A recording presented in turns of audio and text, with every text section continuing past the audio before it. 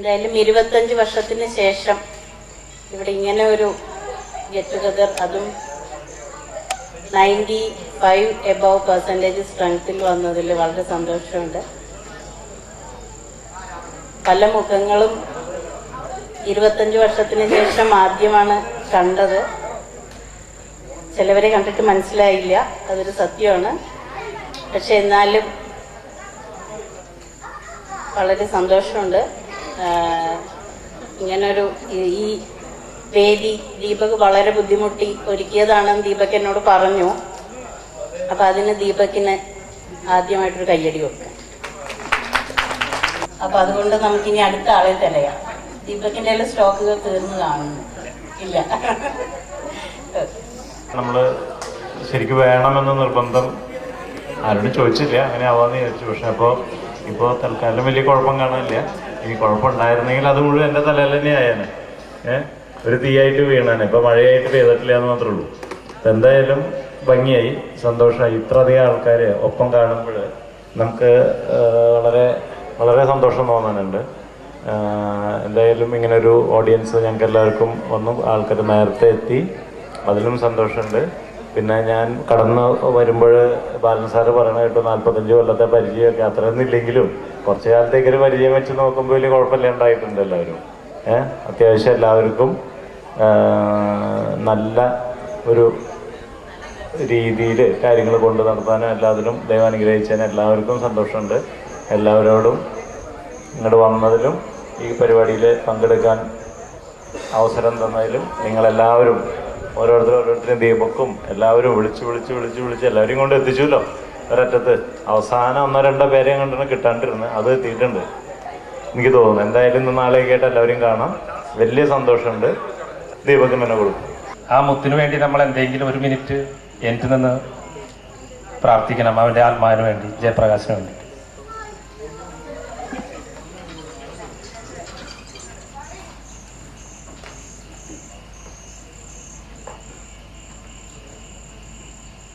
Thanks.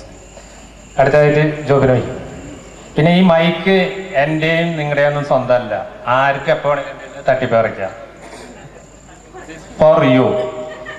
ഓൾമൊട്ടിക്കൻ പിന്നെ ആരൊക്കെയാണെന്ന് അറിയത്തില്ല. ഈ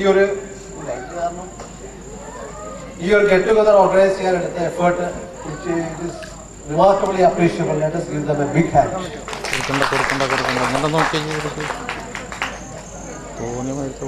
ഈ ഒരു ഗെറ്റ് ടുഗദർ 25 വർഷത്തിന് ശേഷം നമ്മളിവിടെ കൂടിയത്. സാർ നമ്മൾ പറയും no one is rich enough to buy their past. Really we are rich to buy our past. Because ഈ ഒരു 25 വർഷം കഴിഞ്ഞുള്ള ഈ get together it's a buying back of a day we joined our college. അതുകൊണ്ട് വളരെ ഒരു ധന്യ മുഹൂർത്തമാണ്. ഇവിടെ എല്ലാവരും ഈ 95% എത്തിയെന്ന് വോട്ട് ചെയ്തതുകൊണ്ട് 95% ആൾക്കാർ വന്നെങ്കിൽ that shows the success the persons have in their life. So we should thank God for the grace we had from. പിന്നെ പല മുഖങ്ങൾ ഇപ്പം പെട്ടെന്ന് എൻ്റെ മനസ്സിൽ തോന്നിയാൽ ലത എന്നോട് മിൻസ വിളിച്ചിട്ട് പറഞ്ഞ് ലതയാണ് വരാനൊരു ചെറിയ സാധ്യത, ലതയെ വിളിക്കാൻ പറഞ്ഞു. എനിക്ക് ഫോൺ നമ്പർ ഫോർവേഡ് ചെയ്തു. എനിക്ക് തോന്നുന്നു ഞാൻ ലതയുടെ കൂട്ടത്തിൽ ലാബ് ചെയ്തിട്ടുണ്ടെന്ന് തോന്നുന്നു, അതുപോലെ എനിക്ക് ഉറപ്പില്ല. ഞാൻ ലതയെ ഫോൺ ചെയ്തു. എനിക്ക് തോന്നുന്നു ആ ഒരു ഫോൺ കോൾ ആയിരിക്കും ഞാൻ 4 വർഷം കോളേജിൽ ലതയോട് സംസാരിച്ചതിനേക്കാൾ കൂടുതൽ ഇൻ ഡെപ്തിൽ സംസാരിച്ചു. സോ ദോസ് ഫീലിങ്സ് അതൊക്കെ ഒരു നല്ല എക്സ്പീരിയൻസ് ആണ്. അപ്പം ഞാനിങ്ങനെ സംസാരിച്ചപ്പോഴത്തേക്ക് I was missing a friend when I was in college for 4 years. So as Balan sir has rightly quoted, some maturities make us find. അല്ലെ നമ്മളെ ചില കാര്യങ്ങളൊക്കെ മനസ്സിലാക്കി തരുന്നത് നമ്മുടെ മെച്യൂരിറ്റി ആയിരിക്കും. അങ്ങനെ വളരെ സന്തോഷമുണ്ട്. പക്ഷെ ഞാൻ തന്നെ മൈക്ക് ഷെയർ ചെയ്തുകൊണ്ടിരുന്നാൽ ഇതിൻ്റെ ബ്യൂട്ടി പോകും. So I pass it on to Deepak and thank you all. Let's be very glad and all. എന്താ ലയൻ ദീപക് നിങ്ങളെല്ലാവരും കാണുമ്പോൾ അതിനൊരു സുഖമുണ്ട്, സന്തോഷമുണ്ട്. വേറെ പ്രത്യേകിച്ച് ഒന്നും ഇങ്ങനെ പറയാനൊന്നുമില്ല. സന്തോഷം. ആ ബാലുവിന്റെ വാക്കുകൾ ശരിക്ക് നമ്മൾ പറയില്ലേ, മനസ്സിന്റെ അടിത്തട്ടിന്റെ ഇത് കെട്ടി വന്നതാണ്. ശരിക്കും എനിക്ക് ഫീൽ ചെയ്തു രോമാഞ്ചം. പ്രിയപ്പെട്ട സഹപാഠികളെ, ഈ മൈക്ക് എന്റെ മാത്രം സ്വന്തമല്ലാതെ ഞാൻ വീണ്ടും വീണ്ടും പറയുന്നത്, ആരെങ്കിലും എന്റെ കയ്യിൽ നിന്ന് തട്ടിപ്പറിക്കുമെന്ന് ഞാൻ പേടിച്ചിട്ടല്ല, പക്ഷെ കൂടുതൽ ഇഷ്ടപ്പെട്ടിട്ടാണ്. എനിക്ക് കൂടുതൽ ഞാൻ ബലപ്രയോഗം നടത്തേണ്ടി വരുമെന്ന് സംശയമുണ്ടെങ്കിലും ഞങ്ങളുടെ ക്ലാസ്സിൽ ഞാൻ ഏറ്റവും അധികം ബഹുമാനിച്ചിരുന്ന മേരി റീനയെ ഞാൻ വിളിക്കുകയാണ്. എനിക്ക് വളരെ സന്തോഷമുണ്ട് നിങ്ങൾ എല്ലാവരെയും പോലെ തന്നെ എല്ലാവരെയും കാണാൻ സാധിച്ചതിന് വളരെ സന്തോഷമുണ്ട്. പക്ഷെ ഞാൻ എപ്പോഴും ഓർക്കുവേ, നമ്മൾ എഞ്ചിനീയറിംഗ് കോളേജിൽ വന്ന് പഠിച്ച് അത് കഴിഞ്ഞ ശേഷമാണെങ്കിലും ഞാൻ ഓർക്കും എനിക്ക് എഞ്ചിനീയറിംഗ് ബുദ്ധി ഇല്ല എന്ന് ഞാൻ വിചാരിക്കും പലപ്പോഴും.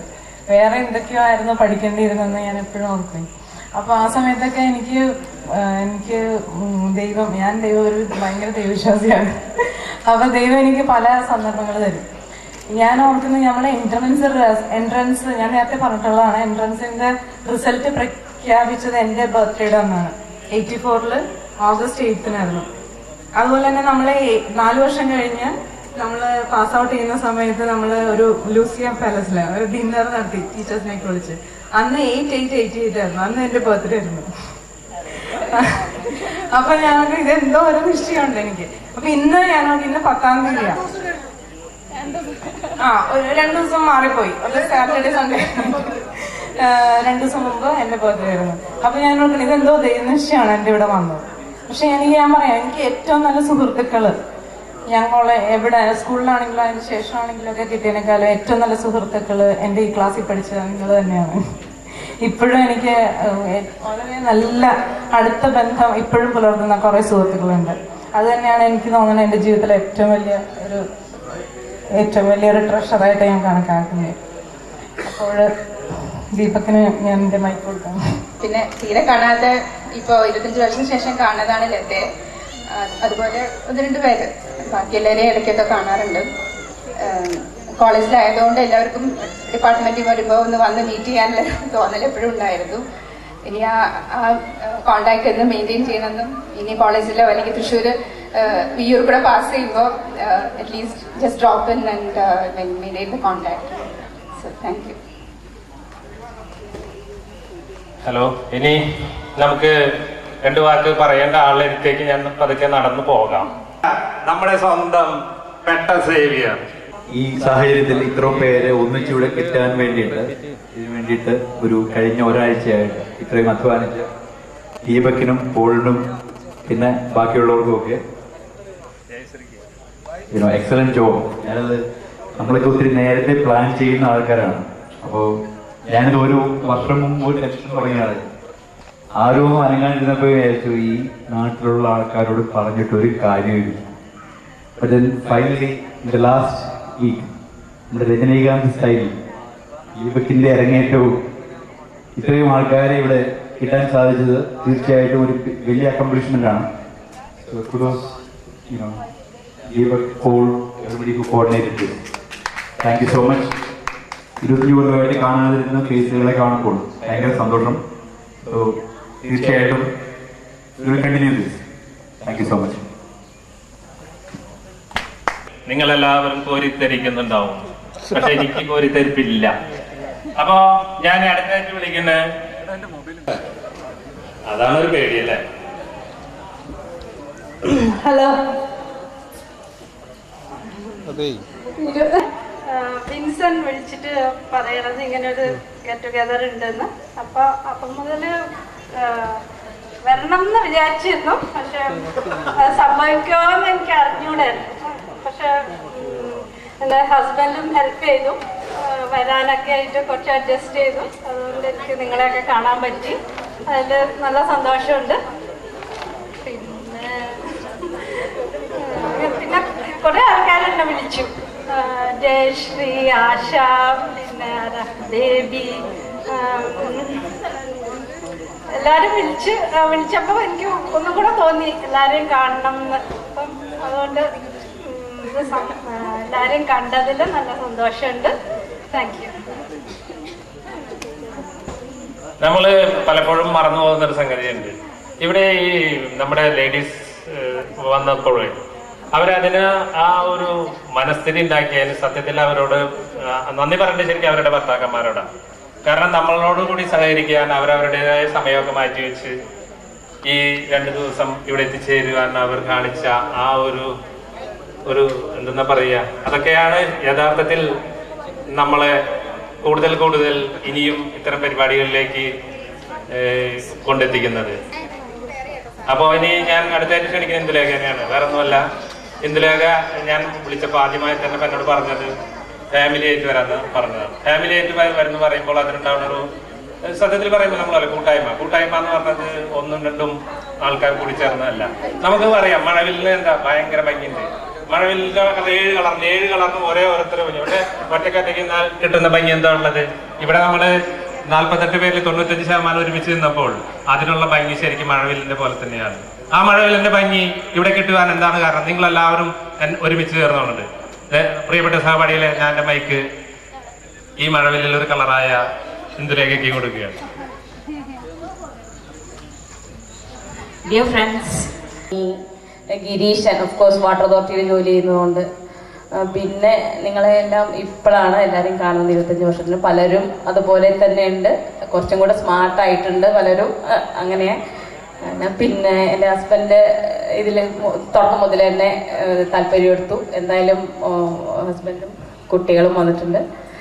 അവരുടെ കൂടെ ഇവിടെ എത്താൻ കഴിഞ്ഞതിൽ വളരെ സന്തോഷം. എല്ലാവർക്കും നല്ല ഒരു ഇത് ആശംസിക്കുന്നു. ദീപകിനെ പ്രത്യേക അഭിനന്ദിക്കുന്നു ഞാൻ ഈ അവസരത്തിൽ. കുറച്ച് എന്തെങ്കിലുമൊക്കെ ചെയ്തുകൊണ്ട് നമ്മളൊരു സുന്ദരി കുട്ടിയെ കൂടെ കൊണ്ടുവന്നിട്ടുണ്ട്. അപ്പൊ ആ കുട്ടിക്ക് നിങ്ങളോട് എന്തെങ്കിലുമൊക്കെ പറയാനുണ്ടാവും, എന്തെങ്കിലുമൊക്കെ പറയാനുണ്ടാവും. യെസ്, റമി മൻസൂറിനെ ഞാൻ അതിലേക്ക് ക്ഷണിക്കുകയാണ്. എല്ലാവരെയും കാണാൻ സാധിച്ചതിൽ വളരെയധികം സന്തോഷം. നിങ്ങളുടെ ആരുടെയും മുഖത്ത് ഫീൽ ചെയ്യുന്നില്ല, എപ്പോഴും കാണുന്ന ആൾക്കാരുടെ പോലെയാണ് എല്ലാവരും ബിഹേവ് ചെയ്യുന്നത്. കുറച്ചു നേരത്തെ നിങ്ങളുടെ പ്രൊഫസറാണ് ഇവിടെ വന്നത് അല്ലേ? അദ്ദേഹത്തെ മുൻപ് കണ്ടപ്പോൾ ഞാൻ വിചാരിച്ചു ഇദ്ദേഹം ബാച്ച് കംപ്ലീറ്റ് ചെയ്ത് വന്നതാണോ? നിങ്ങളെക്കാൾ കുറച്ചുകൂടി എങ്ങായിരുന്നു പുള്ളി. കുറച്ചു നേരത്തെ പറയേണ്ടതായിരുന്നു, മിസ്സായി പോയി. സമയം കിട്ടുകയാണെങ്കിൽ ആരെങ്കിലും ഫോൺ വിളിച്ച് പറഞ്ഞാലും മതി. കുറച്ചു പേരൊക്കെ ഇവിടെ വിശേഷങ്ങൾ പങ്കുവെച്ചുകൊണ്ടേ ഇരിക്കുകയാണ്. ലേഡീസ് കുറച്ചു പേര് പറഞ്ഞു അല്ലേ? എന്തായാലും ഇദ്ദേഹത്തിന്റെ അനർഗളം നിർഗളമായ വാക്സ്വാതന്ത്ര്യത്തിന് കുറച്ചുകൂടി കയ്യടി എല്ലാവരുടെയും ഭാഗത്തുനിന്ന് വേണമെന്നാണ് എന്റെ അഭിപ്രായം. ബാച്ചോല്ല, ഹസ്ബൻഡാണ് ബാച്ച്. ഓക്കെ, അപ്പൊ ഹസ്ബൻഡിന്റെ പേര് പറഞ്ഞേ. ജയകുമാർ. മിസ്റ്റർ ജയകുമാർ പരിചയപ്പെടേണ്ട കക്ഷിയാണ്. ഒന്ന് എഴുന്നേറ്റ് നിന്ന് കഴിഞ്ഞാൽ ഈ സൗന്ദര്യം ഞങ്ങൾക്ക് എല്ലാവർക്കും കാണാമായിരുന്നു. നല്ല റെഡ് കളർ ആണോ മെറൂൺ ആണോ സാരി? ഇത്രയും സുന്ദരിയായ സാരി ഉടുത്ത് ഈ സാരി ആരും കണ്ടില്ലെങ്കിൽ അതൊരു വിഷമായിരിക്കും. സാരി ഉടുത്ത കാശും പോകും, 4 ആള് കാണണ്ടേ ഒരു സാരി. മിസ്റ്റർ ജയകുമാർ അല്ലേ? Sir please come on sir. അദ്ദേഹത്തിന്റെ വിശേഷങ്ങൾ നമുക്ക് കേൾക്കാൻ. കഴിഞ്ഞ കുറച്ച് കാലയളവിനുള്ളിൽ എന്തൊക്കെ മാറ്റങ്ങൾ ജീവിതത്തിൽ ഉണ്ടായിട്ടുണ്ട് എന്ന് നമുക്ക് ചോദിച്ചറിയാം. എന്ത് പറയുന്നു ഇപ്പോ? 1998 നമ്മൾ പിരിച്ചതിന് ശേഷം ഗിരീഷിന് എൻ്റെ ക്ലാസ്മേറ്റ് ആയിരുന്നു. അത് കഴിഞ്ഞ് ഞാൻ പഠിച്ചുകൊണ്ടിരിക്കെ തന്നെ എനിക്ക് ജോലി കിട്ടി. BSNL സിവിൽ വിങ്ങിൽ JE ആയിട്ട്. എന്നിട്ട് അവിടെ തന്നെ BSNL തന്നെ വർക്ക് ചെയ്യുന്നത്. ഞാൻ സബ് ഡിവിഷണൽ എഞ്ചിനീയറായിട്ട് വർക്ക് ചെയ്യാണ്. ആദ്യം കാലിക്കറ്റായിരുന്നു അപ്പോയിൻമെൻറ്റ് കിട്ടിയത്, പിന്നെ തൃശ്ശൂർക്ക് ട്രാൻസ്ഫറായി. അത് കഴിഞ്ഞ് പ്രൊമോഷനായപ്പോൾ 96 പ്രൊമോഷനായപ്പോൾ മഹാരാഷ്ട്രയിൽ ഔറംഗാബാദ് എന്നുള്ള സ്ഥലത്താണ് പോസ്റ്റിംഗ് കിട്ടിയത്. 2 വർഷം അവിടെ ഉണ്ടായിരുന്നു. അതിന് തിരിച്ച് എറണാകുളത്തേക്ക് വന്നു. ഒരു 8 വർഷം, അതായത് 2006 വരെ അവിടെ വർക്ക് ചെയ്തു. അത് കഴിഞ്ഞ് തിരിച്ച് തൃശ്ശൂർ വന്നു. ഇപ്പോൾ 7 വർഷമായിട്ട് തൃശ്ശൂർ വർക്ക് ചെയ്യണം. ഞാൻ എൻ്റെ ഒഫീഷ്യൽ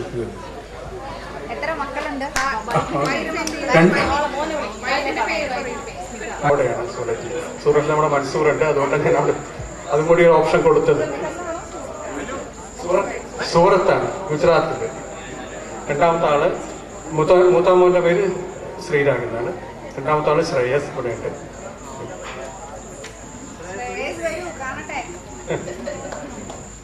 കേന്ദ്രീയ വിദ്യാലയ തൃശ്ശൂർ 7ാം ക്ലാസ്സിൽ പഠിക്കുന്നു. ഇത്രയും സന്തുഷ്ട കുടുംബമാണോ? എന്ത് ചോദ്യല്ലേ ഇത്? കണ്ടാലറിയാലോ അല്ലേ? സന്തുഷ്ട കുടുംബമാണ്. ഇവർക്കാണ് ഈ വർഷത്തെ ഏറ്റവും നല്ല ഫാമിലിക്കുള്ള അവാർഡ് നമുക്ക് കൊടുക്കുന്നത്. മിസ്റ്റർ ഉണ്ണികൃഷ്ണൻ എവിടെ ഉണ്ടോ? മിസ്റ്റർ ഉണ്ണികൃഷ്ണൻ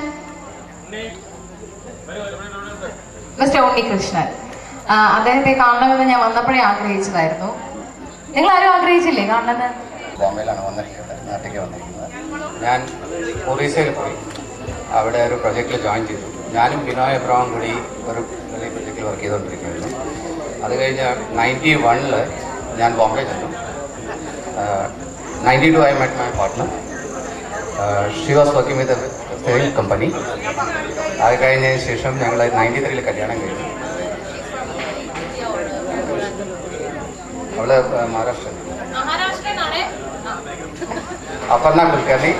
കല്യാണം കഴിഞ്ഞതിന് ശേഷം അപർണ ഉണ്ണികൃഷ്ണൻ. 95 എൻ്റെ മകൻ Aniket. Now he is doing mechanical engineering in Pune. 2000 my daughter Amrita. She is in 8th standard. ഇപ്പോൾ ഞാൻ GVK മുംബൈ ഇന്റർനാഷണൽ അവിടെ അസിസ്റ്റന്റ് വൈസ് പ്രസിഡന്റ് ആയിട്ട് വന്നിട്ടുണ്ട്. All together very happy. Thank you very much.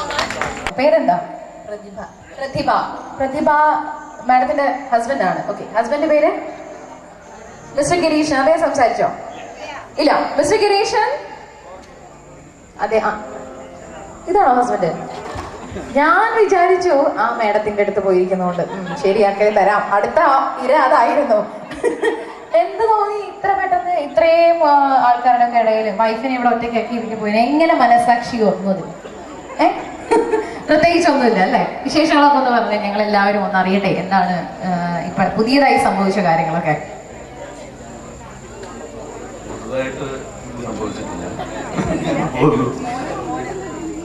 ഞാന് 88 നമ്മൾ പിരിഞ്ഞതിന് ശേഷം മിക്ക ആളുകളുമായിട്ട് ഇടപെടാറുണ്ട്. പലരോടും കാണാനും സംസാരിക്കാനുള്ള ഭാഗ്യം എനിക്കുണ്ടായിട്ടുണ്ട്. പക്ഷേ 25 വർഷത്തിന് ശേഷം ആദ്യമായി കാണുന്ന കുറച്ച് പേരുണ്ട്. കേൾക്കുന്നില്ല? അപ്പോൾ ജയകുമാർ പറഞ്ഞ പോലെ കോഴ്സ് കഴിഞ്ഞ ഉടനെ എനിക്ക് സ്റ്റുപ്പ് കൺസൾട്ടൻസ് പറഞ്ഞ കമ്പനിയിൽ ജോലി കിട്ടി, ഡിസൈൻ എഞ്ചിനീയറായിട്ട്. അങ്ങനെ ഒരു ഭാഗ്യം ഉണ്ടായി. അത് കഴിഞ്ഞ് ഒരു വർഷം കഴിഞ്ഞപ്പോൾ ഞാൻ RICയിൽ MTech പഠിക്കാൻ വന്നു. വീണ്ടും ജയകുമാർ രണ്ടാമതും ക്ലാസ്മേറ്റായി. ഒരു 18 മാസം അവിടെ വളരെ വീണ്ടും സ്റ്റുഡൻറ് ലൈഫ് ആസ്വദിക്കാനുള്ള അവസരം ഉണ്ടായി. വീണ്ടും സ്റ്റുപ്പിലേക്ക് തിരിച്ചുപോയി. പിന്നെ 93 വാട്ടർ അതോറിറ്റിയിൽ ജോലി കിട്ടി. ഇന്നും വാട്ടർ അതോറിറ്റിയിൽ തന്നെയാണ്. ഇപ്പോൾ വടകരയിലാണ് ജോലി ചെയ്യുന്നത്, എക്സിക്യൂട്ടീവ് എഞ്ചിനീയറാണ്. അതിന് പ്രത്യേകിച്ചൊന്നും പറയത്തക്ക വിശേഷമൊന്നും ആ ജോലിയിലൊന്നുമില്ല. ഇടയ്ക്ക് എനിക്ക് തൃശ്ശൂരിൽ വാട്ടർ അതോറിറ്റിയിൽ തന്നെ പ്രൊമോഷനായി വന്നപ്പോൾ ഈ 2013 ജനുവരി തൊട്ട് ഒരു 3 മാസത്തോളം തൃശ്ശൂരിൽ വന്ന് ജോലി ചെയ്യാനുള്ള ഒരു അവസരം ഉണ്ടായി. ഒരു ഭാഗ്യമായിട്ട് കണക്കാക്കേണ്ടതായിരുന്നെങ്കിൽ അതൊരു ഭാഗ്യമായിട്ട് അനുഭവപ്പെട്ടില്ല. കാരണം നമ്മളുടെ കുടുംബ പ്രശ്നങ്ങളൊക്കെ കാരണം നമുക്ക് ഇവിടെ വന്ന് ജോലി ചെയ്യാൻ സുഖമായിട്ട് ജോലി ചെയ്യാനുള്ളൊരു ഇത് വന്നില്ല. എനിക്ക് ഇഷ്ടമുള്ള ജോലിയായിരുന്നു. വാട്ടർ അതോറിറ്റിയുടെ കൺസൾട്ടൻസി വിഭാഗത്തിൽ സീനിയർ കൺസൾട്ടൻ്റ് എന്നൊക്കെ പറഞ്ഞിട്ടുള്ളൊരു പോസ്റ്റൊക്കെ ആയിരുന്നു. പക്ഷെ എനിക്കത് ഉപയോഗപ്പെടുത്താൻ പറ്റിയില്ല. തൃശ്ശൂരിൽ അധിക ദിവസം അങ്ങനെ കഴിഞ്ഞുകൂടാനും പറ്റിയില്ല. ആ സമയത്ത് വീണ്ടും കോളേജിൽ വരാൻ ഞാനും ജയകുമാറും കൂടി നൗഷജയെ ചെന്ന് കണ്ടു. പിന്നെ അങ്ങനെ വീണ്ടും നമുക്കൊരു പഴയകാല അനുഭവങ്ങളൊക്കെ ഓർമ്മപ്പെടാനുള്ള ചില അവസരങ്ങളൊക്കെ ഉണ്ടായി.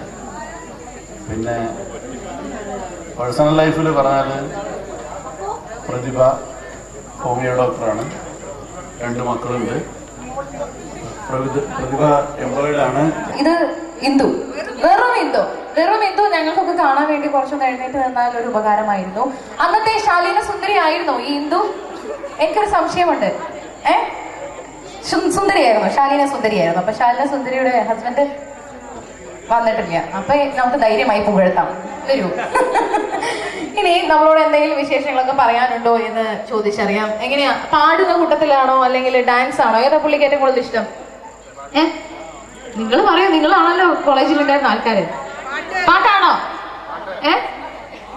അല്ലേ? പാട്ടാണ്. ഓക്കെ, അപ്പൊ ഞങ്ങൾക്ക് വേണ്ടി ഒരു 2 ലൈൻസ്. ഇവിടെ ശ്രുതിയും ടെമ്പോയും ഒന്നും ഒരു പ്രശ്നമല്ല എന്നാണ് എനിക്ക് തോന്നുന്നത്. ആരും അത്ര വലിയ സാങ്കേതിക വശങ്ങൾ അറിയുന്ന ആൾക്കാരല്ലല്ലോ. ഡോക്ടർ ഒഴിച്ച്, ഡോക്ടർ അത്യാവശ്യം ജ്ഞാനമുള്ള ആളാ സംഗീതത്തിൽ. ഇത് കഴിഞ്ഞ് ഡോക്ടർ പാട്ടാണ്. കാഴ്ച കാണാൻ തിരുമുറ്റമണിഞ്ഞൊരുങ്ങി തിരുമേനി എഴുന്നള്ളും സമയമായി ഹൃദയങ്ങൾ അണിഞ്ഞൊരുങ്ങി ഒരുങ്ങി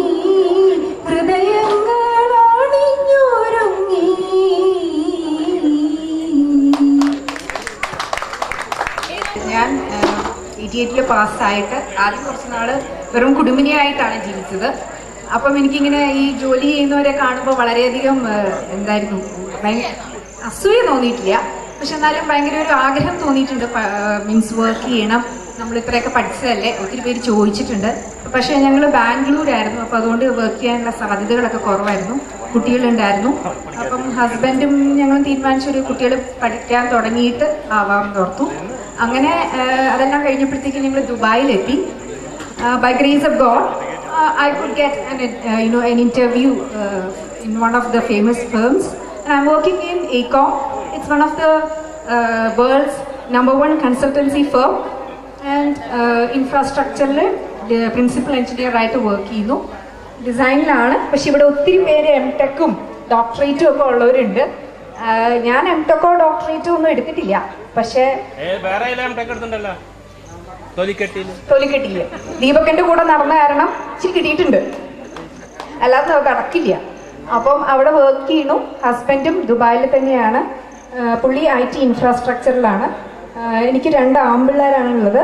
മൂത്ത ആള് മാസ്റ്റേഴ്സിന് പഠിക്കുന്നു, ഡിഗ്രി ആയിരുന്നു, അവൻ ഡൽഹിയിലാണ്.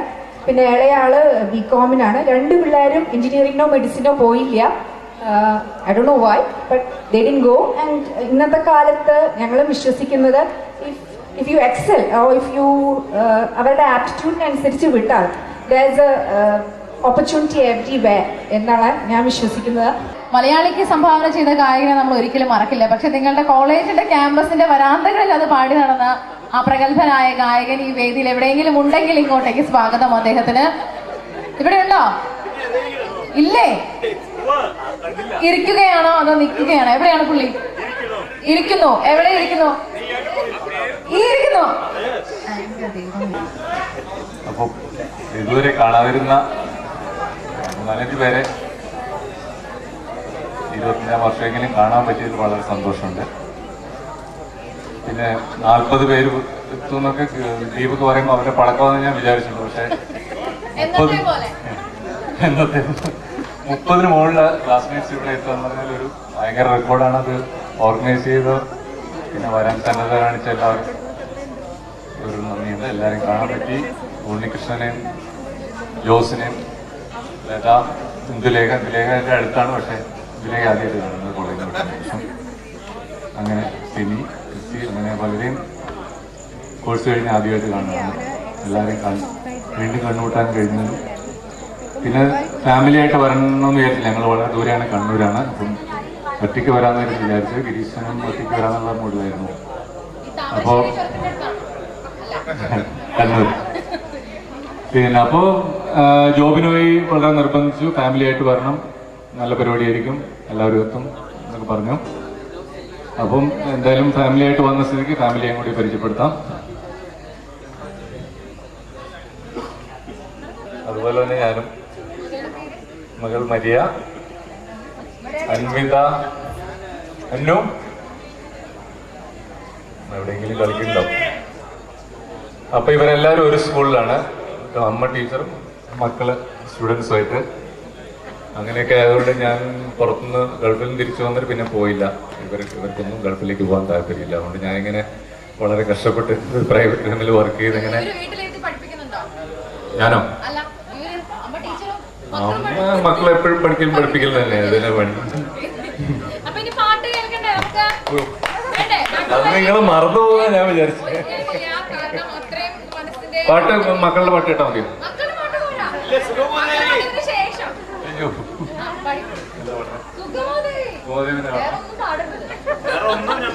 അല്ല, അന്ന് 27 വർഷം മുന്നേ പാടി ഫലിപ്പിക്കാൻ പറ്റാത്തൊരു പാട്ടാണ്. അത് ആ സിനിമ ഉണ്ടാക്കിയ വേണുനാഗവള്ളി മരിച്ചു, സംഗീതം ചെയ്ത രവീന്ദ്ര മാഷ് മരിച്ചു.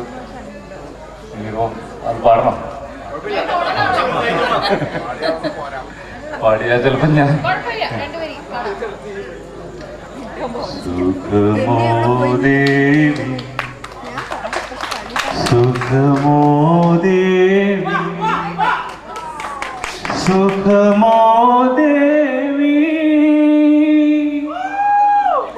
ചെവിയിൽ മാത്രമേ പാടാറുള്ളൂ. അതുകൊണ്ട്